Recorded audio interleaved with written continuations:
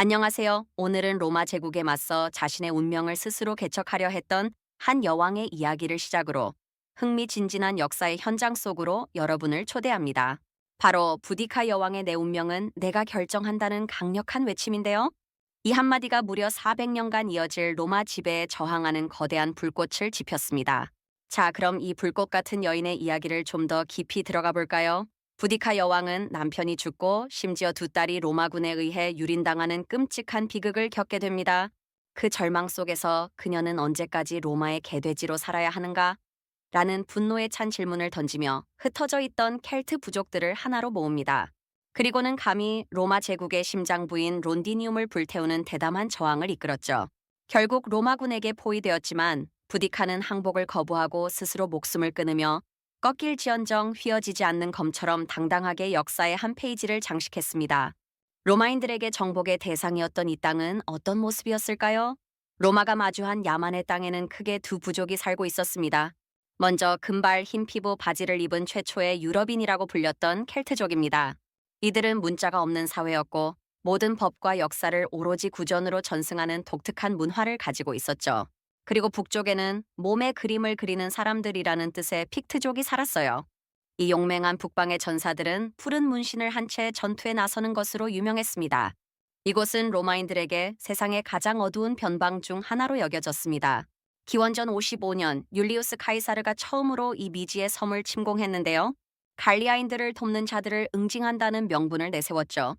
하지만 본격적인 정복은 기원 후 43년 클라우디우스 황제가 오만 대군을 이끌고 상륙하면서 시작됩니다. 영국의 작가 조지프 콜레드는 자신의 소설에서 이곳 또한 한때는 세상의 가장 어두운 변방 중 하나였네라고 썼는데 그 표현이 딱 맞아떨어지는 것 같네요.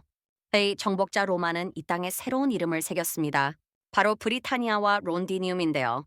먼저 브리타니아는 켈트어 프리탄에서 유래했지만 로마인들에게는 세상의 끝, 이탈리아에서 가장 먼 서쪽 바다 끝의 섬이라는 의미로 다가왔죠. 그리고 론디니움은 브리타니아 식민지의 중심지로 건설된 신도시였습니다. 그 이름은 습지의 요새라는 뜻으로 템스강 유역의 전략적인 거점 역할을 톡톡히 해냈습니다. 하지만 로마의 강력한 군대도 완전히 정복하지 못한 땅이 있었습니다. 바로 북쪽에 있는 칼레도니아인데요. 남부와 달리 북부 켈트족, 즉 픽트족의 저항은 상상을 초월했습니다. 험준한 산악 지형과 기습적인 게릴라 전술 앞에서 로마군은 막대한 손실을 입었죠. 이들의 용맹함을 보여주는 유명한 구절이 있습니다.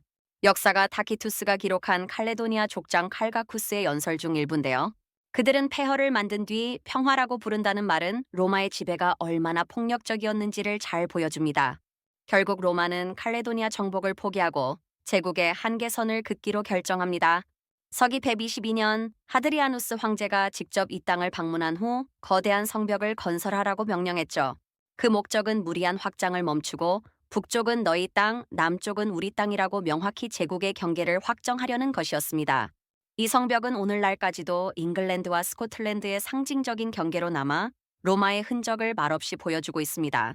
이 성벽 아래 로마의 지배를 받은 남쪽 브리타니아에는 새로운 문명이 꽃피기 시작했습니다. 로마는 이곳에 많은 것을 가져왔는데요. 먼저 로마군 주둔지였던 카스트룸에서 유래한 맨체스터, 랭커스터 같은 도시들이 생겨났고요. 대륙법의 근간이 된 로마법과 라틴어를 도입하며 법과 문자 체계를 갖추게 했습니다.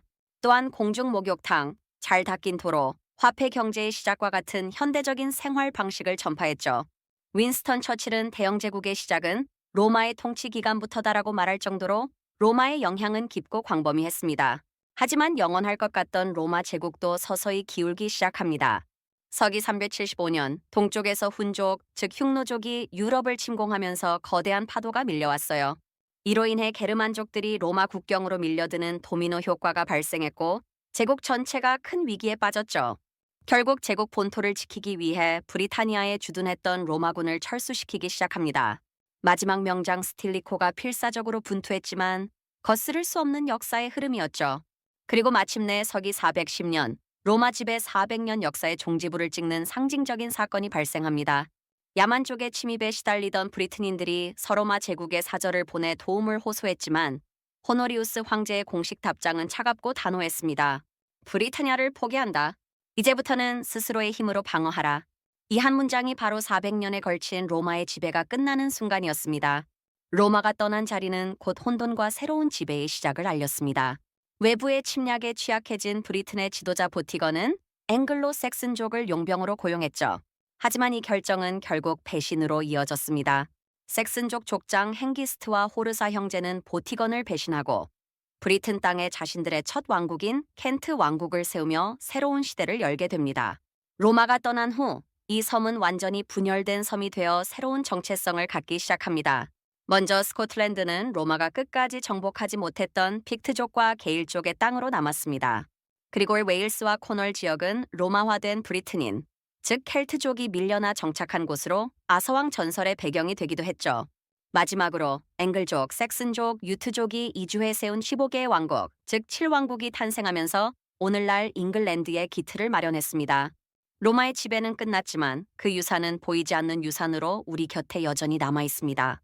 먼저 법 분야에서는 유럽 대륙법의 뿌리가 된 로마법 체계가 오늘날까지 영향을 미치고 있고요. 언어로는 웨일스어의 라틴어의 흔적이 많이 남아 있습니다. 그리고 지명에서는 런던이 로마 시대의 론디듐에서 맨체스터가 카스트룸, 즉 로마 군영에서 유래했다는 것을 알 수 있죠.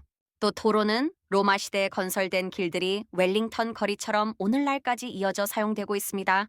참 아이러니하게도 로마의 끝까지 저항했던 켈트족의 여왕, 부딕하는 훗날 세계를 호령하게 될 대영 제국의 정신적 심장인 웨스트민스터 사원 앞에 당당히 서 있습니다. 패배했던 저항이 어떻게 한 국가의 자부심이 되었을까요? 이 질문은 역사가 우리에게 던지는 깊은 사색의 메시지이기도 합니다. 네, 결론적으로 로마는 브리타니아라는 땅을 점령했지만 그 영혼까지 지배하지는 못했습니다. 400년간의 충돌과 융합 속에서 잉글랜드와 스코틀랜드라는 두 개의 독특한 정체성이 태어나게 되었죠. 로마라는 거대한 파도가 휩쓸고 간 자리에 세상은 완전히 다른 모습으로 남았습니다. 이처럼 역사는 단순한 승패를 넘어 새로운 가치와 문화를 만들어내는 과정을 보여줍니다. 이 썰에 대한 여러분의 생각은 어떠신가요? 댓글로 남겨주세요. 더 흥미로운 썰을 위해 구독과 좋아요라는 수사비를 지원해 주시길 바랍니다. 다음에 뵙겠습니다. 감사합니다.